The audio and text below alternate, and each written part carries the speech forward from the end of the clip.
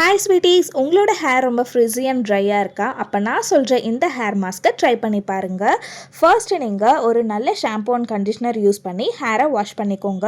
ஒரு 70% ஹேர் வெட்டாக இருக்கும் போதே இந்த ஹேர் மாஸ்க்கை நம்மளோட ஹேரில் அப்ளை பண்ணிக்கலாம். அதுக்கு நான் ட்ரெசமேயோட கெரட்டின் ஸ்மூத் ஹேர் மாஸ்க் தான் எடுத்திருக்கேன். இது நம்மளோட ஹேரில் இருக்க ஃப்ரிட்ஜ் எல்லாம் கண்ட்ரோல் பண்ணி சலூன் லைக் ஸ்மூத்னஸை நம்ம ஹேருக்கு கொடுக்கும். இந்த ஹேர் மாஸ்க் நம்மளோட வெட்டாக இருக்க ஹேரில் தான் யூஸ் பண்ணணும். இதோட டெக்ஸ்சர் வந்து பார்த்திங்கன்னா நல்லா ஒரு கண்டிஷ்னர் மாதிரி தான் இருக்குது.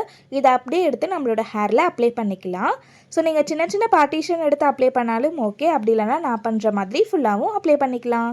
நம்ம இதை கண்டிஷ்னர் யூஸ் பண்ணுற மாதிரியே ஸ்கேல்பில் படாமல் லென்த்தில் மட்டும்தான் அப்ளை பண்ணிக்கணும். உங்களோட எல்லா ஹேருக்குமே ஃபுல்லாக அப்ளை பண்ணிக்கோங்க. அப்ளை பண்ணிவிட்டு ஒரு 3 to 5 மினிட்ஸ் கழித்து உங்களோட ஹேரை வாஷ் பண்ணிக்கோங்க. நார்மல் வாட்டரில் ஜஸ்ட்டு வாஷ் பண்ணால் போதும். இப்போ என்னோட ஹேர் நல்லா ட்ரை ஆகிடுச்சு. ஸோ உங்களுக்கு பார்த்திங்கனாலே தெரியும் எவ்வளோ ஸ்மூத் அண்ட் சில்கியாக இருக்குன்ட்டு.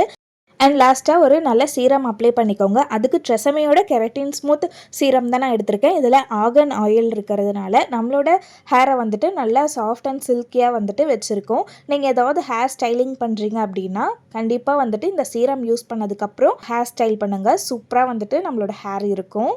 அண்ட் நீங்கள் பார்த்தீங்கனாலே தெரியும் என்னோடய ஹேர் எவ்வளோ ஸ்மூத் அண்ட் சில்கியாக ஃப்ரிஸ் ஃப்ரீயாக இருக்குது அப்படின்னு சொல்லிட்டு. நீங்களும் இந்த ப்ராடக்ட்டை வாங்கி ட்ரை பண்ணி பாருங்கள். பாய்.